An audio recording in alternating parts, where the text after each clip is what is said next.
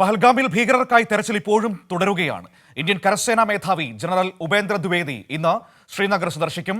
പഹൽഗാമിലെ സുരക്ഷാ സ്ഥിതിഗതികളും ഭീകരവിരുദ്ധ നടപടികളും അവലോകനം ചെയ്യും. BSF ജവാനെ തിരിച്ചു കിട്ടുന്നതിന് വേണ്ടിയുള്ള ചർച്ചകളും നടക്കുകയാണ്. പാകിസ്ഥാനെ നേരിടാൻ സജ്ജമായി ഇന്ത്യൻ സേന. തിരിച്ചടികൾ നേരിടാൻ തയ്യാറെന്ന് പാകിസ്ഥാനും പറയുന്നു. അതേസമയം പ്രധാനമന്ത്രി നരേന്ദ്രമോദി സർവകക്ഷി യോഗത്തിൽ നിന്നും വിട്ടുനിന്നത് പ്രതിഷേധത്തിന് ഇടയാക്കിയിട്ടുണ്ട്. വിവരങ്ങളുമായി അബ്ദുൾ റഷീദാണ് ദില്ലിയിൽ നിന്ന് നമ്മളോടൊപ്പം ചേർന്ന് നോക്കാം എന്താണ് സംഭവിച്ചുകൊണ്ടിരിക്കുന്നതെന്ന്, എന്തൊക്കെ നീക്കങ്ങളാണ് നടക്കുന്നതെന്ന്. Abdul Rasheed, good morning.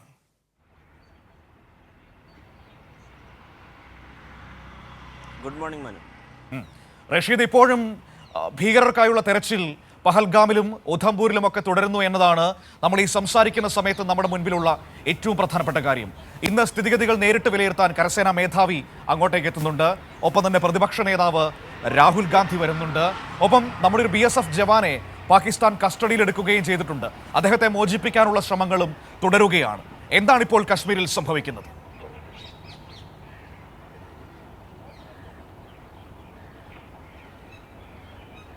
തീർച്ചയായും മനു സൂചിപ്പിച്ചതുപോലെ തന്നെ പ്രധാനമായും ഈ ഭീകരരെ കണ്ടെത്തുക എന്നുള്ളതാണ് ഇന്ത്യൻ സേനയുടെ പ്രധാനമായിട്ടുള്ള ലക്ഷ്യം എന്നുള്ളതാണ് ഏറ്റവും ശ്രദ്ധേയമാകുന്നത്. നിലവിൽ ഈ മേഖലകളിലൊക്കെ തന്നെയും പ്രത്യേകിച്ചും ബൈസൺ വാലിയിലും അതോടൊപ്പം ഉധംപൂർ മേഖലകളിലൊക്കെ തന്നെയും ഈ ഭീകരർക്കായിട്ടുള്ള തിരച്ചിൽ ഊർജിതമാക്കിയിരിക്കുകയാണ്. കരസേനയുടെ ഇത്തരത്തിൽ വലിയ സംഘങ്ങളൊക്കെ തന്നെയും CIRFിൻ്റെയും അതോടൊപ്പം BSFിൻ്റെയും ജമ്മു കാശ്മീർ പോലീസിൻ്റെയും നേതൃത്വത്തിൽ കൃത്യമായിട്ട് പഴുതടച്ചുകൊണ്ടുള്ള നിരീക്ഷണങ്ങളാണ് വിവിധ മേഖലകളിലൊക്കെ തന്നെയും നടന്നുകൊണ്ടിരിക്കുന്നത്. കഴിഞ്ഞ ദിവസവും ഇതുമായി ബന്ധപ്പെട്ട എല്ലാവിധ ചർച്ചകളും അതോടൊപ്പം ഇതുമായി ബന്ധപ്പെട്ട സുരക്ഷാ നീക്കങ്ങൾ ഏതു വിധേന കൊണ്ടുപോകണമെന്ന കാര്യങ്ങളിലൊക്കെ തന്നെയും ഉന്നതതല യോഗങ്ങളൊക്കെ തന്നെയും ചേർന്നിരുന്നു. ഇതിൻ്റെ ഒരു പശ്ചാത്തലത്തിൽ ഇന്നും ഇത്തരത്തിൽ വലിയ രീതിയിലുള്ള ഒരു തിരച്ചിൽ തുടരാൻ തന്നെയാണ് സൈന്യത്തിൻ്റെയൊക്കെ നീക്കം.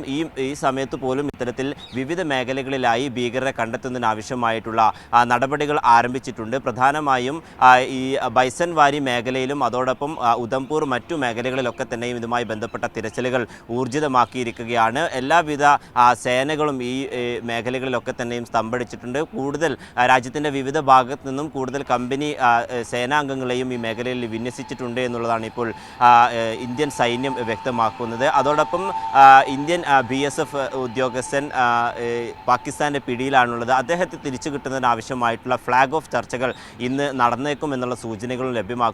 കഴിഞ്ഞ ദിവസം ഇതുമായി ബന്ധപ്പെട്ട ചർച്ചകൾക്കൊക്കെ തന്നെ തുടക്കം കുറിച്ചിരുന്നുവെങ്കിലും കൃത്യമായിട്ടുള്ള ഒരു മറുപടി പാകിസ്ഥാൻ്റെ ഭാഗത്ത് നിന്നും ഉണ്ടായിരുന്നില്ല എന്നുള്ളത് ഏറ്റവും വലിയ ആശങ്കാജനകമാണ്. പ്രത്യേകിച്ചും ഇത്തരത്തിലൊരു യുദ്ധ അന്തരീക്ഷത്തിൽ ഇരു രാജ്യങ്ങളും നിലനിൽക്കുമ്പോൾ BSFിൻ്റെ ഒരു പ്രധാനപ്പെട്ട ഉദ്യോഗസ്ഥൻ ഇത്തരത്തിൽ പാകിസ്ഥാൻ്റെ പിടിയിലാകുന്നു എന്നുള്ളത് രാജ്യത്തെ തന്നെ ഏറ്റവും വലിയ ആശങ്കയിലാക്കുന്ന ഒരു കാര്യമാണ്. എന്തായാലും ഇയാളെ തിരിച്ചു കിട്ടുന്നതിനാവശ്യമായിട്ടുള്ള ഫ്ലാഗ് ഓഫ് ചർച്ചയാണ് ഇനി നടക്കേണ്ടത്.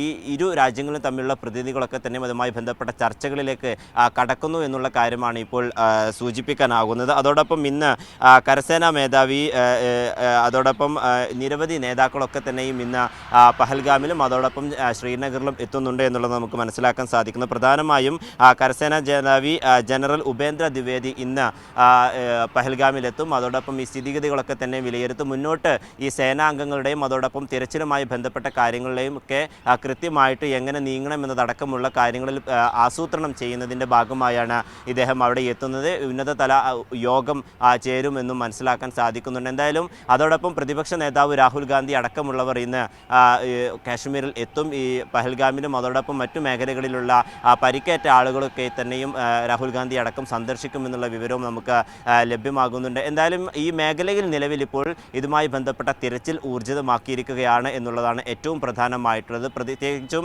ഇത്തരത്തിൽ രാജ്യം പോലും അല്ലെങ്കിൽ കേന്ദ്ര സർക്കാർ പോലും തങ്ങൾക്ക് വീഴ്ച പറ്റിയിട്ടുണ്ട് എന്നുള്ള കാര്യം തുറന്ന് സമ്മതിക്കുമ്പോൾ അത് കണ്ടെത്തുന്നതിനാവശ്യമായിട്ടുള്ള ഭീകരരെ കണ്ടെത്തുന്നതിനാവശ്യമായിട്ടുള്ള തുടർ നടപടികൾ എങ്ങനെ കൊണ്ടുപോകണം എന്നുള്ളത് കൃത്യമായിട്ട് ആസൂത്രണം ചെയ്യാൻ ഇന്ന് ചേരുന്ന ഉന്നതതല യോഗത്തിൽ സാധിച്ചേക്കും എന്നുള്ളത് തന്നെയാണ് നമുക്ക് ലഭ്യമാകുന്ന സൂചനകൾ. എന്തായാലും നിലവിൽ ഇപ്പോഴും ഈ ഭീകരർക്ക് വേണ്ടിയിട്ടുള്ള തിരച്ചിൽ തുടരുകയാണ്. സൈന്യത്തിൻ്റെയും അതോടൊപ്പം ജമ്മു കാശ്മീർ പോലീസിൻ്റെയും നേതൃത്വത്തിൽ ഇത്തരത്തിൽ വലിയ പഴുതടച്ചുള്ള അന്വേഷണം നടന്നുകൊണ്ടിരിക്കുകയാണ്. അതേസമയം NIA-യുടെ മറ്റു രഹസ്യ അന്വേഷണ ഏജൻസികളുടെയും ആഭിമുഖ്യത്തിൽ അല്ലെങ്കിൽ നേതൃത്വത്തിൽ ഇത്തരത്തിൽ ഈ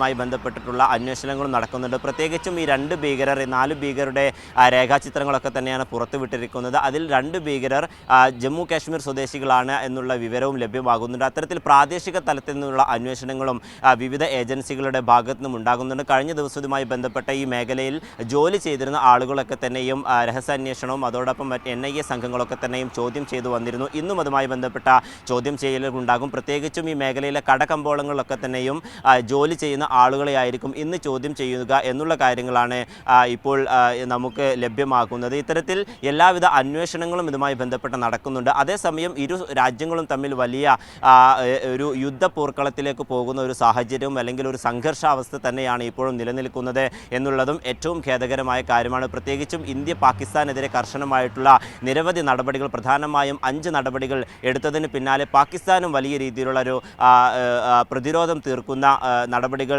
സ്വീകരിച്ചിട്ടുണ്ട്. പ്രത്യേകിച്ചും ഷിംല കരാർ അടക്കമുള്ള കാര്യങ്ങൾ പിൻവലിക്കുന്നു എന്ന കാര്യം പാകിസ്ഥാൻ ഓർമ്മപ്പെടുത്തുന്നു. ഇത്തരത്തിൽ ഷിംല കരാർ അടക്കമുള്ള കാര്യങ്ങൾ അല്ലെങ്കിൽ ഈ കരാറുകളൊക്കെ തന്നെയും നിർത്തലാക്കുമ്പോൾ അത് രാജ്യത്തിന് വലിയ തിരിച്ചടിയാകുമെന്നാണ് നയതന്ത്ര വിദഗ്ധരൊക്കെ തന്നെയും ചൂണ്ടിക്കാണിക്കുന്നത്. പ്രത്യേകിച്ചും 1972 ഇന്ദിരാഗാന്ധിയും അതോടൊപ്പം പാകിസ്ഥാൻ പ്രസിഡന്റും തമ്മിലുണ്ടായിട്ടുള്ള ഇത്തരത്തിലുള്ള ഒരു കരാർ ലംഘിക്കുന്നതിലൂടെ വലിയ ഒരു തിരിച്ചടി ഒരു പക്ഷേ ഇന്ത്യക്ക് ഉണ്ടാക്കും എന്നുള്ള ഒരു കാര്യവും ഇപ്പോൾ നയതന്ത്ര വിദഗ്ധരൊക്കെ തന്നെ ചൂണ്ടിക്കാണിക്കുന്നുണ്ട്. പ്രധാനമായും ഈ കരാറിൽ പറഞ്ഞിരിക്കുന്നത് ഇരു രാജ്യങ്ങളും തമ്മിൽ ഏതെങ്കിലും ഘട്ടത്തിൽ യുദ്ധ സാഹചര്യം വരികയാണെങ്കിൽ അത് ഇരു രാജ്യങ്ങളും തമ്മിൽ മാത്രം ചർച്ച ചെയ്തുകൊണ്ട് പരിഹരിക്കുക എന്നുള്ളതായിരുന്നു പ്രധാനമായും കരാറിൽ ഉണ്ടായിരുന്ന ഉടമ്പടി. ഈ കരാറാണ് ഇപ്പോൾ പാകിസ്ഥാൻ നിർത്തലാക്കിയിരിക്കുന്നത്. അത്തരത്തിൽ ഏത് നിമിഷം വേണമെങ്കിലും പാകിസ്ഥാന്റെ ഭാഗത്ത് നിന്നും ഒരു തിരിച്ചടി ഇന്ത്യക്ക് നേരിട്ടേക്കാം എന്നുള്ള കാര്യവും ഇപ്പോൾ നിരവധി ആളുകളൊക്കെ തന്നെയും ആശങ്ക പങ്കുവെക്കുന്നുണ്ട്. അതേസമയം പാകിസ്ഥാന്റെ തിരിച്ചടികൾ നേരിടാൻ